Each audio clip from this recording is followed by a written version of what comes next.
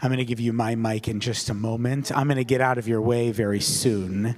But I just want to say that in thinking about what it would mean for us to be here for this 40th anniversary of this important Beth Am tradition, I thought we couldn't just let it pass us by without doing something really to honor Rheda and to honor this moment.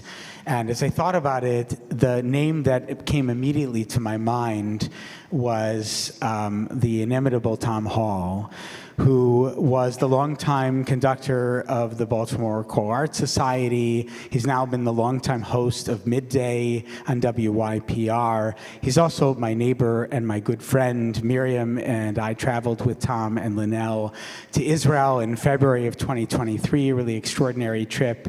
But mostly we just enjoy kind of talking over the fence, kibitzing about the news, and trying to sort of figure out what this crazy world is all about. And I knew that Tom's interviewing skills, his gravitas, could meet the moment here.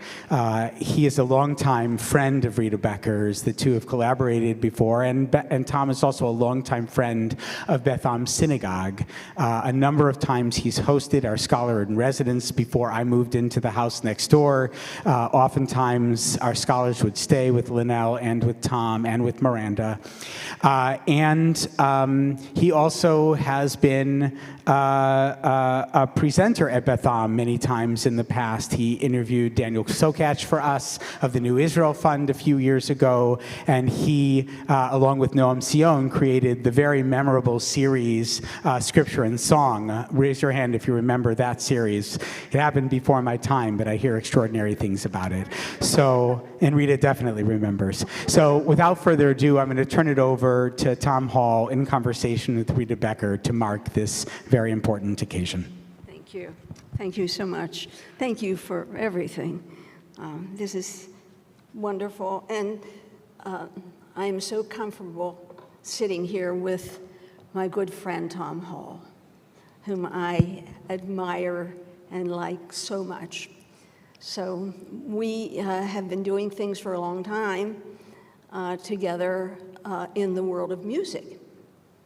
And And it is an amazing honor for me to be here on this occasion, which is so important and so fitting that we acknowledge 40 years of incredible scholarship, incredible blessing, not just to Beth Am, but to our entire community. And I know we have many guests here today who are not members of Beth Am, but who wanted to come and mark this occasion. So, Rabbi Berg, thank you so much.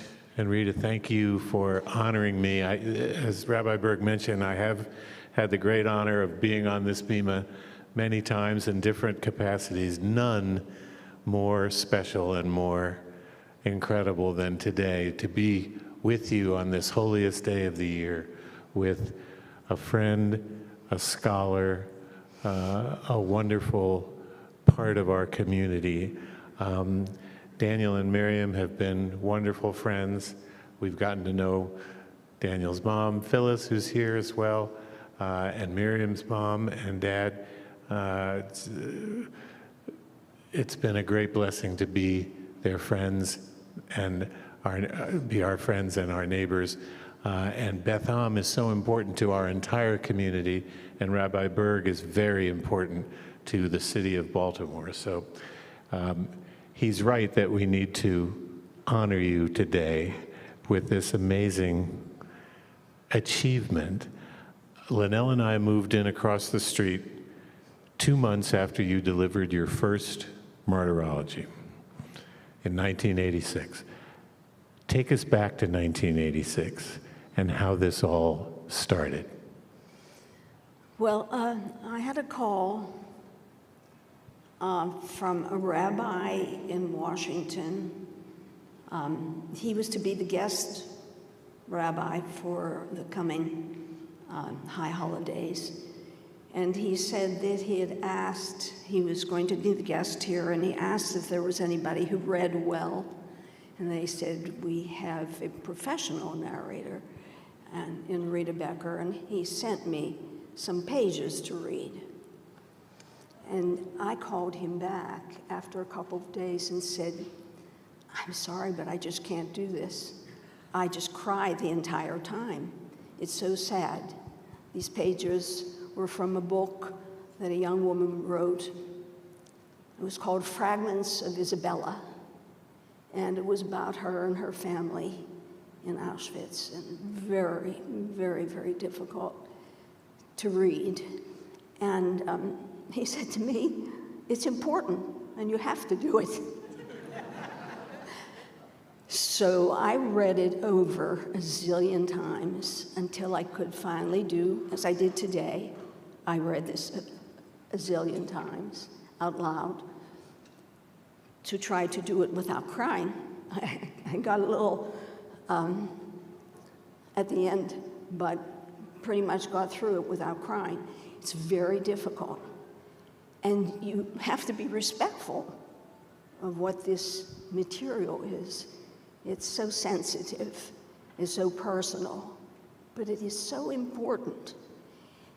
And I must say that throughout doing this, and I have said this is such a privilege, I've learned so much about Judaism, and from way, way back, because anti-Semitism is very, very old, 1,000 years old. And let me just say that one of my most valued guests were there when Michael Saltzman spoke about his background. He's a wonderful, wonderful poet. And he's the person who said, if you run your finger across the furniture of the world, that dust you see is anti-Semitism. It was that really said so much. So I learned so much along the way.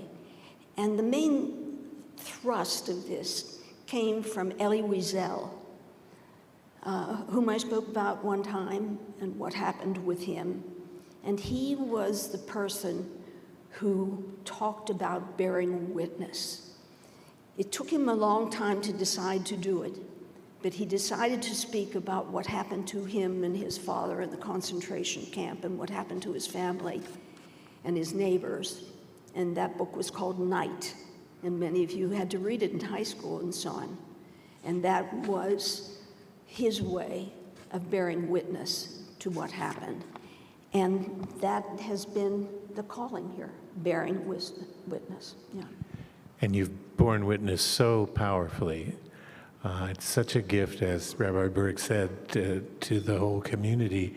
But it's interesting that Elie Wiesel, when you and I have talked about this, opposed certain ways of telling, fictionalized versions, the play about Anne Frank, the movie, the books even.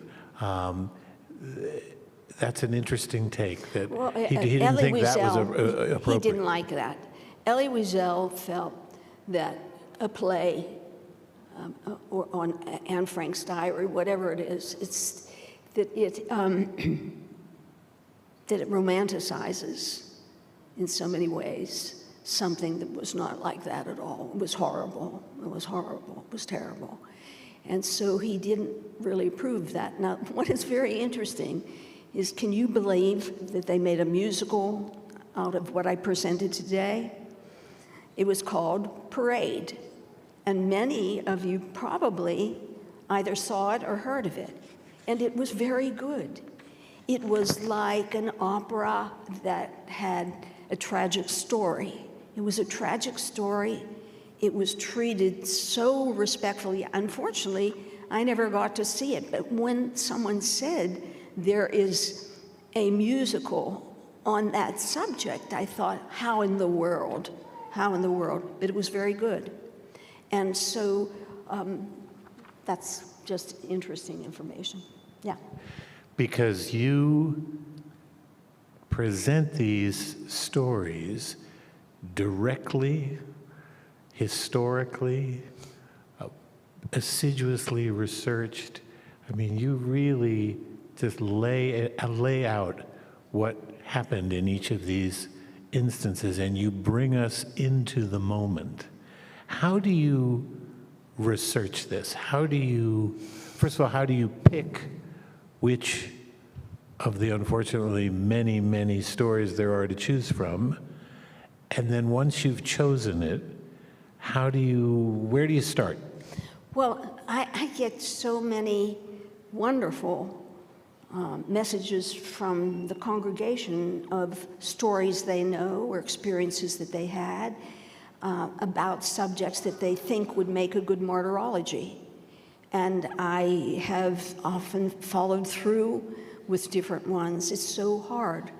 I have to say that both of my sons have been wonderful with all of this. My son Eric reads everything, and he has sent me many things. Just a couple of days ago, he sent me a story from World War II, from the Holocaust. It was the story of a rich Maharaja who offered to take into his home 1,000 little Jewish and Catholic children during this time in Poland. And they came to India and stayed with him for several years, and they called him Father. It was very touching. I sent it to Barbara Mikulski, Senator Mikulski, who has a Polish background. She'd never heard of it. But that's the kind of thing. Things come across, and I think will this interest our congregation and our very welcomed guests. And I think of it in that way, how can I present it without crying and, make I don't have to make the story, it's right there. And in 1986, that's pre-Google, that's pre-laptop. I was typing then. Oh my gosh, it took so long, yeah. And now, just this morning I decided to change a couple words because I kept on tripping over them. And, it's so easy to do. What a blessing.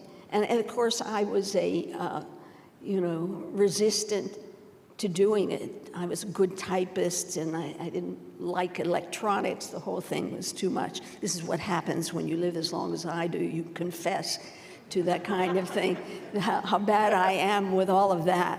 But they saved me. And Doug has been my editor for 40 years, and that's been very helpful because he understands the whole idea and the whole picture.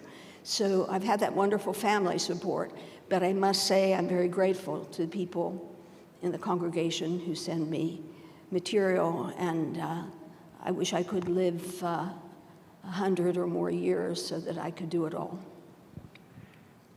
Researching now is a very different endeavor than it was. Indeed. Before. You're an avid reader, and you have a whole library full of books. Yes, you saw it.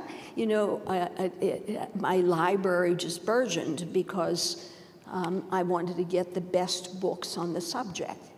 And it was very, very interesting, and a lot of wonderful thoughts and excellent writings. So, I felt privileged to have been put in a place where I could study this as part of this work.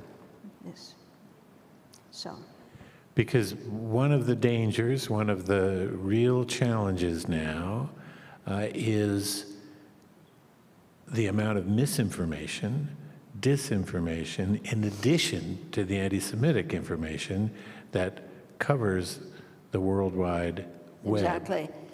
Exactly. Now, one of the most touching ones that I did, and you may not remember this, it was about the man named Ringelbaum and the Oinig Shabbat group in the Warsaw Ghetto. Here were people who were dying. They knew they were dying. They were being starved by the Germans. That was their only means of getting food, and they had these soup kitchens. But the soup wasn't enough to keep them alive, even if you had 2 bowls or 3 bowls. And people were starving to death. It was a very, very terrible time in the ghetto. And Ringelbaum brought these people together and called the group the Oinig Shabbat. That's the gathering on Shabbos. But in this case, they met secretly on Saturdays. And it was people of all ages. And they were gathering information about their lives. It was everything from children's drawings to music that was composed, to essays, to poems, to all kinds of things, just gathering, and putting this into these tin containers that had held milk, caches that held milk. And they pushed them into that, 3 different large caches. And the purpose was that we would write our own history, they said. They didn't want somebody else telling something else about them. This was their history. And I'll tell you, it really got me, this young man who put in the last papers in the 3rd one. His name was David Grauber, and he was 19. And he said that he thinks how wonderful it will be when somebody opens this and finds out who they were and about them, and that what a joy that will be. He hoped that it would fall into the right hands. And these were his last words that he wrote down. Just so moving. But this is a spirit that is something to observe and be so elevated by. How brave they were, how courageous they were to do this. So, one of the things that you don't do is publish these amazing works of history. Well, people ask you all the time. I know, somebody just said something today. Yeah. Here is what I say. In the limited time that you have, because you have other things to do, other lives to live, and I am best at presenting it myself. I write it for my own presentation. I write it in my words, in the way that I would say it. And I believe that it is a one-time event, that all of you are here with me to hear it and to bear witness together. I think there's something so powerful in that. And yes, you can read a story, but to me, this is my effort. It's for this one day. And I repeat it sometimes. There are 3 or 4 subjects I've repeated again. I've repeated once or twice. And I have no interest in publishing, I must say. And if somebody comes along, these are going to my children. It's their responsibility. If they want to do that, they can do as they wish. But I personally feel that the time that I put into this and the effort and all of it is the most that I want to do. But also the moment here is so powerful. I think so. Because of 2 things, I think. First of all, the brilliance of your writing, because the arc, the structure, the way it flows is just perfect. But you're also a really good performer. You set the tone, you hold the audience because you have performed all of your life. When I first moved here, I was 27 years old. I didn't know nothing. I thought I knew everything, but it turns out I knew nothing. And one of the great gestures of professional kindness happened when Sergio Commissiona called me up. He was the music director of the Baltimore Symphony, and he said, "Welcome to Baltimore. I'd like to take you to lunch." This famous conductor calls this little kid, and we go to lunch, and of the many great things he told me, he says, "You should get to know Rheda Becker. she knows everything. And he was right. And you and I, had such great times working together musically. But I wonder if you draw any parallels between a presentation here on the Bima and the thousands of presentations you did as a performer and a narrator. In my mind, they are dichotomous. They don't hang together. What I do here is devotion. It comes from the heart. I am an actress because my job as a music narrator, I can do that. But I don't do that here. It's not a performance. It's a devotion. It's a service of all of us together. So I am deeply sincere about what I do here. And I work very hard to act in the works that I perform. I do a great Peter and the Wolf, but... Yes, you do. No, it's... If I start going... But I must say that... You want to say anything? Yeah, right. Yes, well, absolutely, absolutely. And of course, there was a great Elijah that we did together. Yeah, the great oratorio. So I have to say the public speaking in general, something that I've taught at University of Maryland, and so public speaking helps if the microphones, you're at the mercy of electronics. And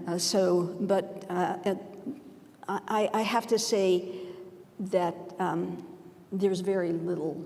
However, let me tell you, in the very beginning, the congregation asked me to repeat fragments of Isabella the next year.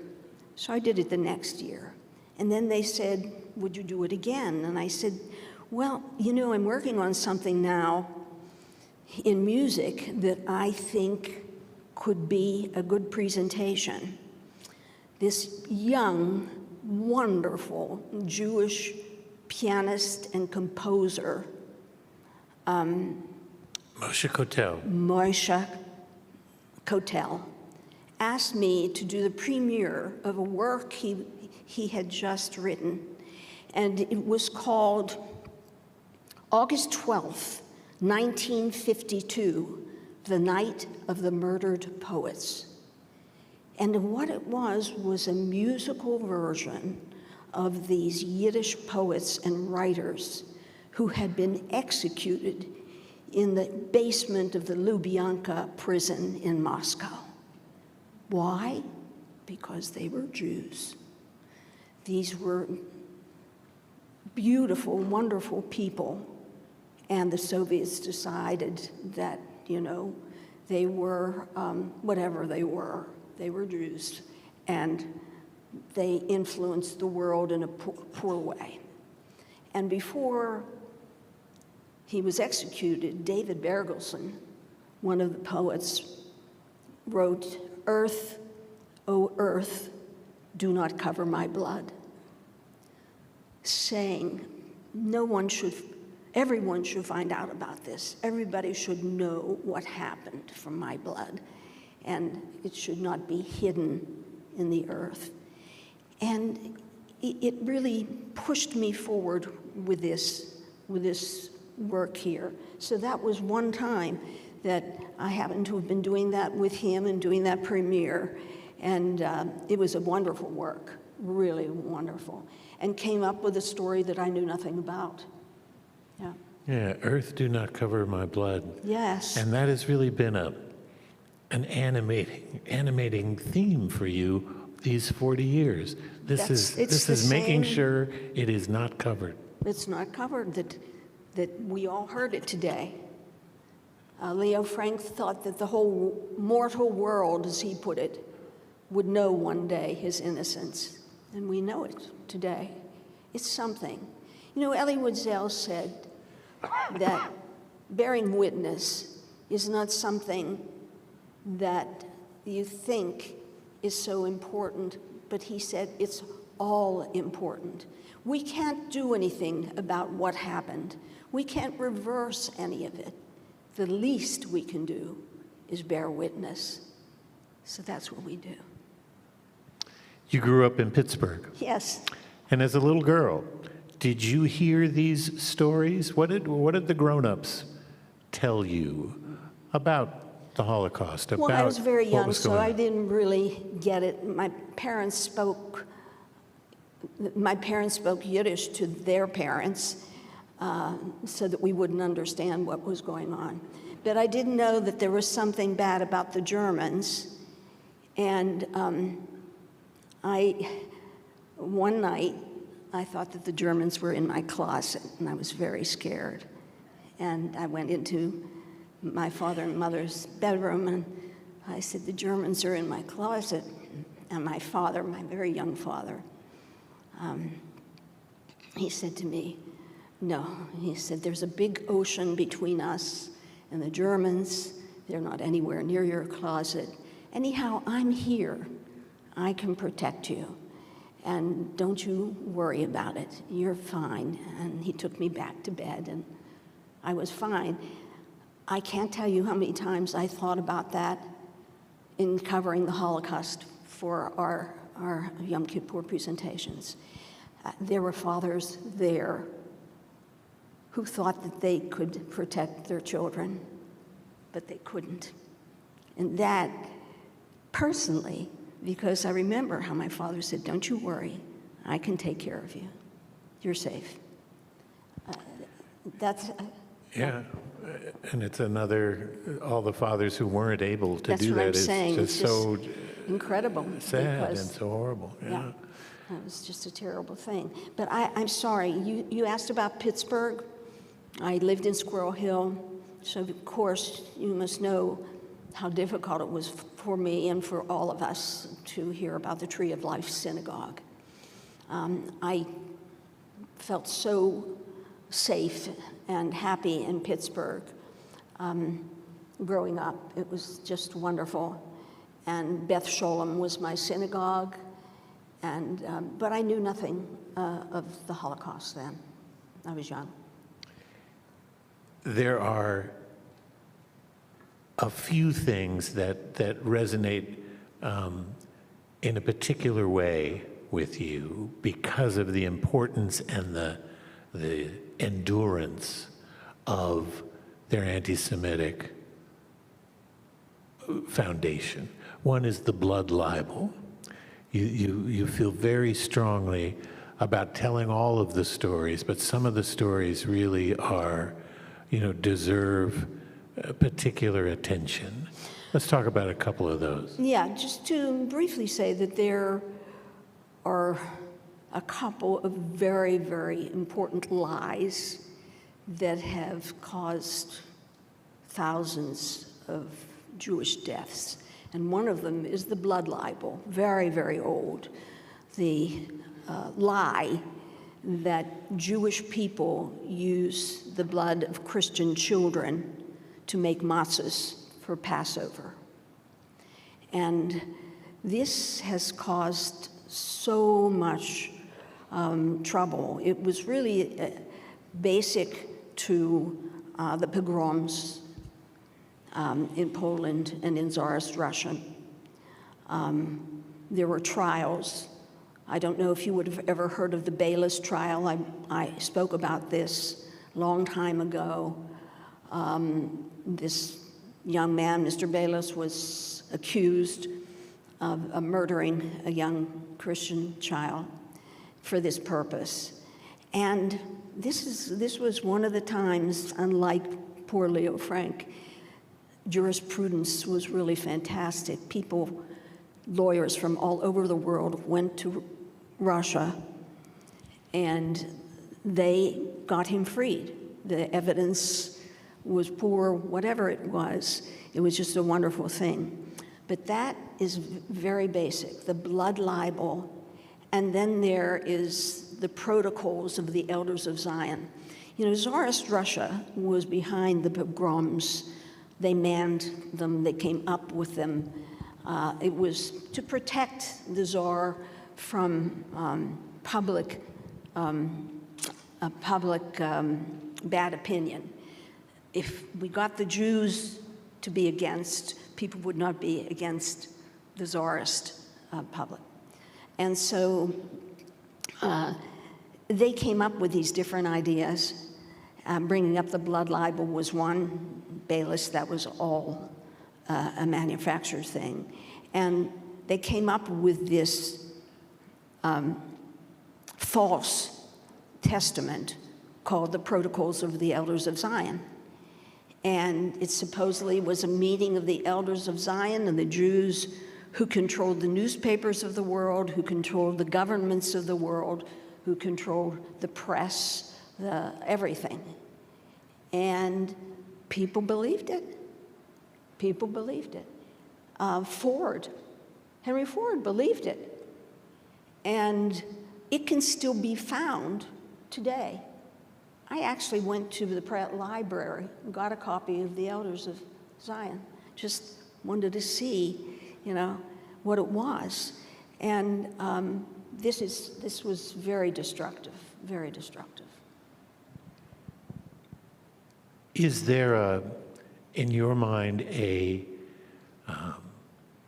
challenge generationally with younger Jews and younger non-Jews understanding, being made aware of what the history of Jewish and anti-Jewish anti-Semitism has been? Here in Baltimore, the school system is being investigated by the ADL for anti-Semitic actions in classrooms and not protecting kids from anti-Semitism. I know the Berg children, whom I've seen grow up and love dearly, Ellie and Shamir, have been vocal about the paucity of teaching about Jewish history, about the Holocaust in classrooms, in the curriculum, in public schools. This is not just Jewish history, this is world history, this is American history. It's American history right now, and it's a terrible thing that is happening to us, that we can't talk about the struggle of the slaves and things Jewish like this. This is something we have to fight. We need the freedom of education and to be able to speak about these things that happened as something that people need to know because it's part of history.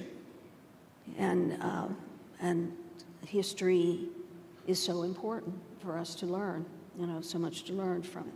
But what can I say?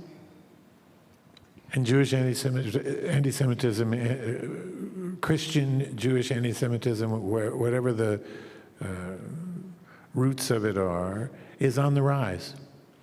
The FBI will tell you. It is on the rise, and that's one of the reasons I did Leo Frank this year, because didn't it resonate with you? We talked about what is due process. Yeah, due process. What is due process?